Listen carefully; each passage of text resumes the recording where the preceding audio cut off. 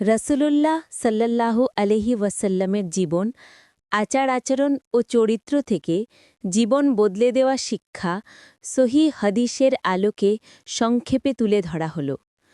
প্রতিটি হাদিসই সহিহ সূত্র থেকে নেওয়া।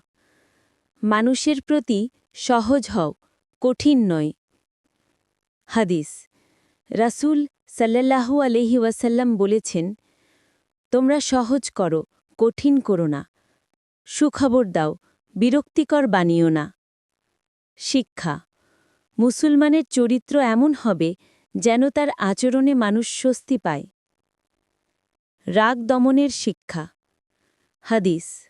শক্তিশালী সেই ব্যক্তি নয় যে কুস্তিতে জেতে, বরং শক্তিশালী সেই ব্যক্তি যে রাগের সময় নিজেকে নিয়ন্ত্রণ করতে পারে। শিক্ষা। রাগ নিয়ন্ত্রণই প্রকৃত বীরত্ব। অন্যের প্রতি রাহাম অর্থাৎ দয়া করো। হাদিস। যে বান্দা দয়া করে না, আল্লাহও তার প্রতি দয়া করেন না। শিক্ষা। মানুষের প্রতি দয়া করা আল্লাহর রহমত পাওয়ার অন্যতম দরজা। উত্তম চরিত্রই কিয়ামতের দিনে সবচেয়ে ভারী আমল। হাদিস।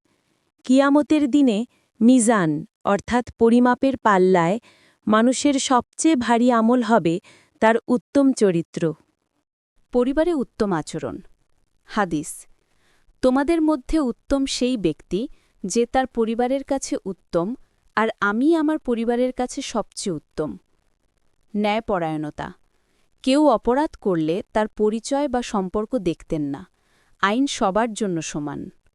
হাদিস। ফাতেমা রাজিয়াল্লাহু যদি চুরি করত, আমি তার হাতও কেটে দিতাম। বিনয়ী ও অহংকারহীন।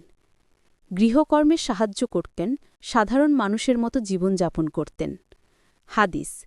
তিনি নিজের কাজ নিজেই করতেন। উদারতা।